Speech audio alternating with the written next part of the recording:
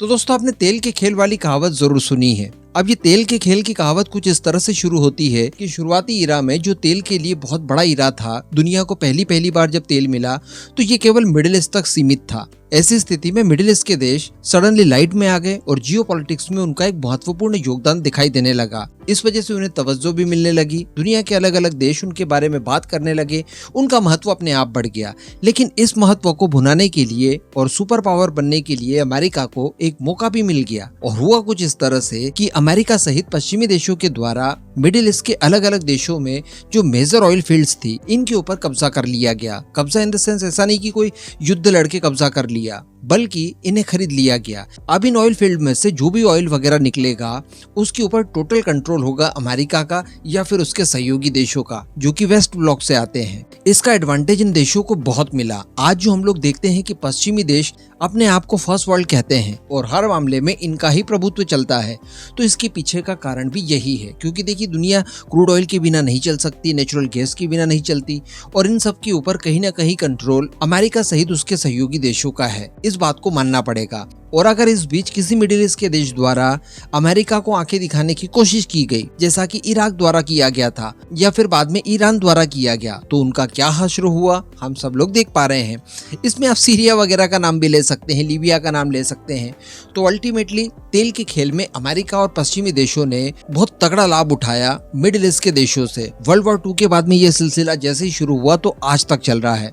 हालांकि धीरे धीरे हुआ ये दोस्तों कि अमेरिका के अंदर भी तेल की डिस्कवरीज होने लगी और बड़े स्केल पर अमेरिका की जमीनों में तेल मिल गया। अमेरिका जो कि सबसे बड़ा कंज्यूमर है क्रूड ऑयल का, उसकी जरूरत अब उसकी खुद की धरती से ही पूरी होने लगी। उसके बाद भी उसका कंट्रोल मिडिल ईस्ट में बना रहा, लेकिन अब उतना ज्यादा ध्यान इस समय दिया नहीं जा रहा है जो बाइडेन की वजह से। जो बाइडेन की नीतियां भी थोड़ी सी लचर रही है। इसका फायदा उठाना शुरू कर दिया है रशिया के राष्ट्रपति व्लादिमीर पुतिन ने। देखिए, रशिया को इस समय अगर डोमिनेट कर पा रहे हैं ये देश, तो उसके पीछे का कारण ये है कि रशिया के ऊपर ढेर सारे प्रतिबंध लगा दिए। अच्छा, प्रतिबंध पहले भी लगे थे, लेकिन रशिया का जो क्रूड ऑयल था, उसकी जो नेचुरल गैस वगैरह थी, उसके ऊपर पश्चिमी देशों की 100% लगभग निर्भरता थी। तो रशिया के अंदर पैसों का फ्लो लगातार होते जा रहा था। लेकिन इस बार इन देशों ने रशिया से क्रूड ऑयल और नेचुरल गैस खरीदनी बंद कर दी, जिसका इम्पैक्ट रशियन इकोनॉमी पर साफ साफ देखने के लिए मिल रहा है। इस वजह से अब रशिया द्वारा एक नई चाल चली गई है और वो चाल बिल्कुल पश्चिमी देशों और अमेरिका जैसी ही है। अब दरअसल रशिया द्वारा भी मिडिल ईस्ट के देशों में बड़ी बड़ी ऑयल फील्ड्स वगैरह खरीदी जा रही है, ताकि वहां से निकलने वाला तेल भी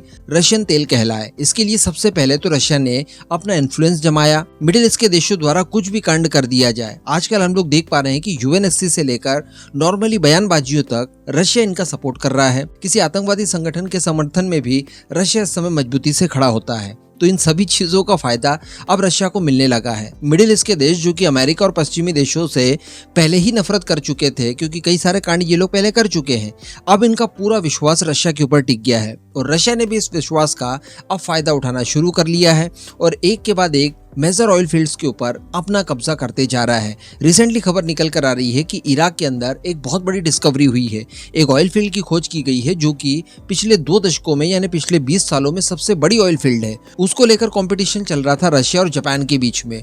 तो फाइनली जापान को हराते हुए रशिया की तेल कंपनियों द्वारा इस ऑयल फील्ड को कैप्चर कर लिया गया है। अब इस इलाके से जितना भी तेल निकलेगा वो रशियन तेल कहलाएगा और रशिया का ही कंट्रोल यहाँ से निकलने वाले ऑयल के ऊपर रहेगा।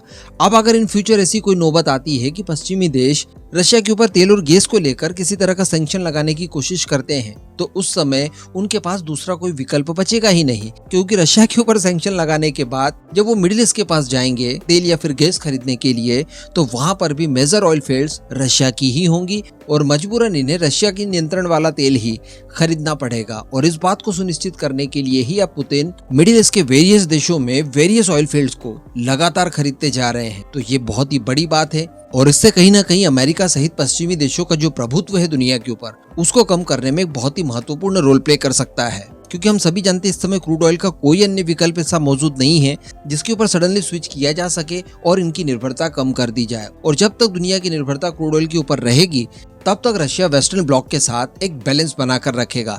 इससे मिडिल ईस्ट के देशों को भी फायदा ये मिलेगा कि उन्हें अमेरिका और पश्चिमी देशों की तुलना में ज्यादा रिलायबल लग रहा है रशिया, और अमेरिका द्वारा जो दादागिरी की जाती थी एक तरफा, उससे भी कहीं ना कहीं निजात मिलेगी। इसी का नमूना हमें तब देखने के लिए मिला जब रशिया के राष्ट्रपति व्लादिमीर पुतिन यूएई और सऊदी अरेबिया के विजिट पर गए थे, और वहां पर जो उनका भव्य वेलकम किया गया वो इसी बात का सूचक था कि अमेरिका देखिए आपका ऑप्शन हमारे पास मौजूद है।